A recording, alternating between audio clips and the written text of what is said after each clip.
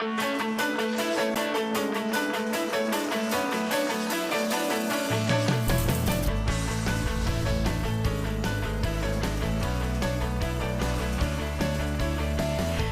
everyone, and welcome to Ozarks Live. Say hello to my partner in crime today, Miss Cammie Jenkins. How you doing? I'm great. Good. We were both outside all day today, weren't we? We were outside today, and you know what else? Speaking of outside, I got my annuals all planted in my planters, so I'm feeling like spring is.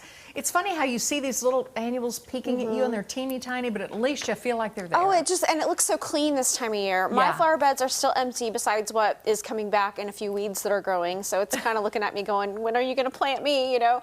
So I've got to get to that before the weeds get out of control. So I'm kind of jealous right now. I went home yesterday. It was a lovely afternoon. Went home and I thought I'm going to get these in those planters right now, and that's what I did. So at least I'm feeling like I got something done. So you did, and you grow some herbs. Grew some herbs, a little rosemary, basil, and thyme, and that's it. I cut it off. No more mint, no more cilantro. I can buy it cheaper. The mint takes over anyway. Mint the cilantro seeds over really fast, so I can see why. As long as I have basil, I'm happy. But Me thyme's too. good too. And Thyme fresh will come rosemary. back. Oh, yeah. Sounds stuff. good. Sounds good. Hey, speaking of being outside, I got to tell you, like you said, I just came running in the door a few minutes ago, literally did. Tom and I spent a little time down at Big Cedar Golf today, okay? Namely Ozarks National and Paynes Valley. Here's the thing, Tom would not leave. He refused to get in the car and come back with me, so I just left him down there. And that's why I'm here. Well, I can't blame him for wanting to stay, but I'm just going to give you a quick preview of what we're going to show you later. And Tom and I are pretty sure that we have found our happy place. Okay, so let me just tell you, the ride through this cave and over around the 19th hole is incredible. It is. This is almost something like they should just charge you to ride around here and look at what's going on. This is, oh, what incredible work and vision to make this all happen. Yeah, and they're building some 4-bedroom cabins just adjacent to the 19th hole.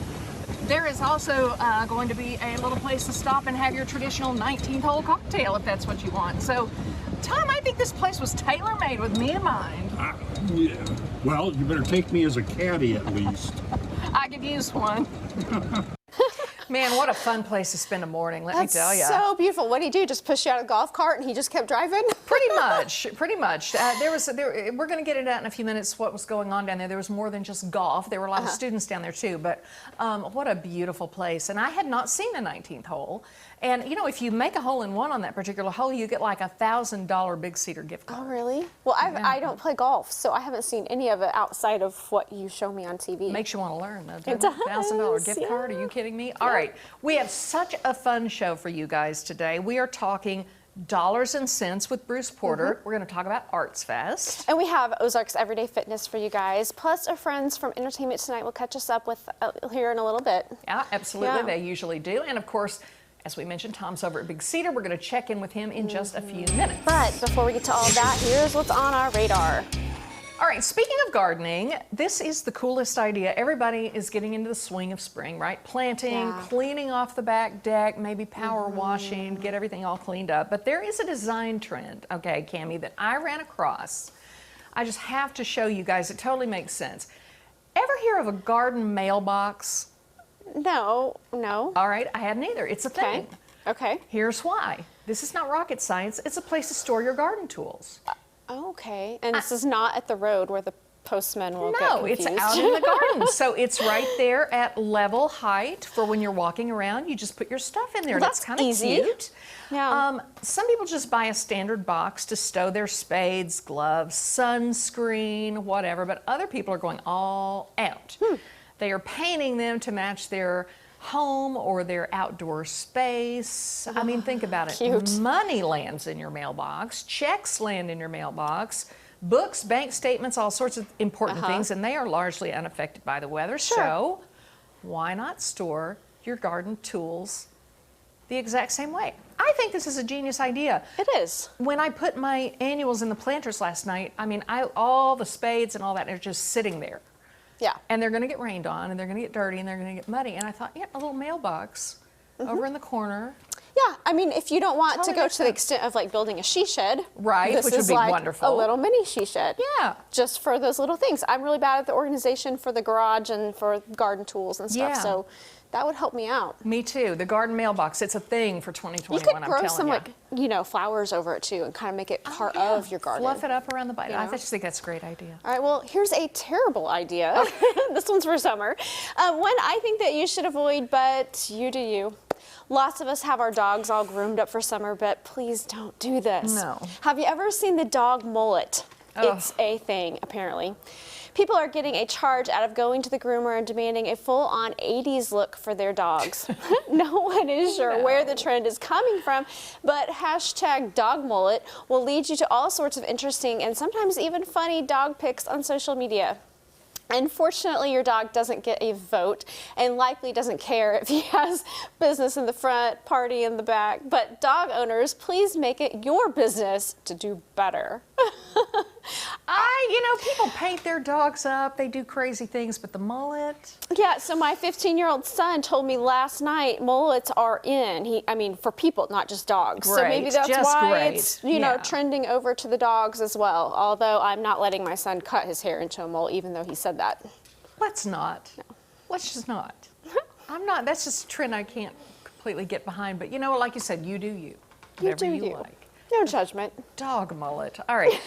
I got one for you. Some people love birthdays. Of course, some people dread birthdays, but a good birthday cake is always a good thing. But I have run across something that is even better, I think, than a birthday cake. Okay. How about the birthday taco? Well, now you're talking. All right, check this out. This is a thing, too. People are foregoing the cake, forget the cake, celebrating with tacos instead. Aw. I love this. It's not hard to do. Just order a slew of tacos and sides and arrange them in the proper fashion like this Sweet 16 to fit your birthday year. Then dig in.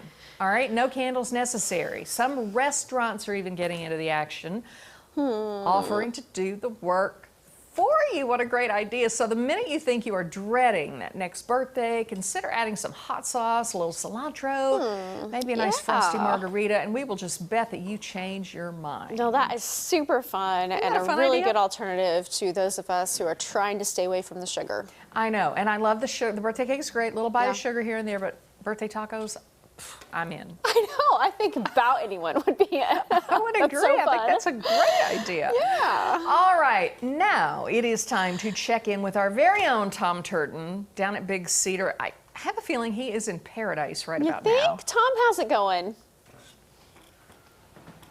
Well, yes, I am in paradise, as a matter of fact. Joy, though, one thing that I didn't think all the way through when I said I'm not going to get in the car, you don't know by any chance how much Uber is from here back to Springfield.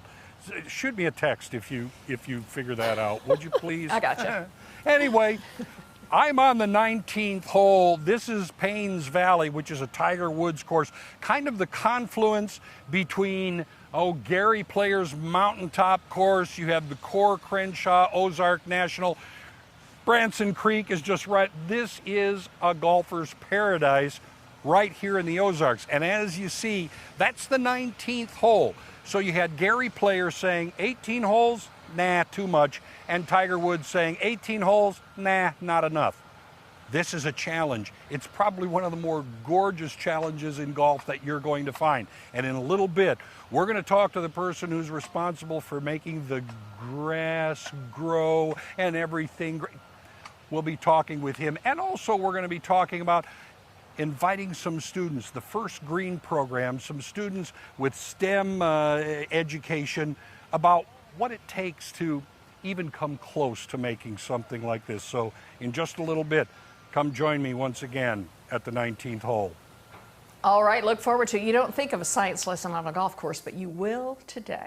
I Yes. promise you. All right, coming Beautiful. up, the man with a mind for money is in the studio today. That's right. Bruce Porter is here for this week's Dollars and Cents, so don't go away. Yep, we're just getting started.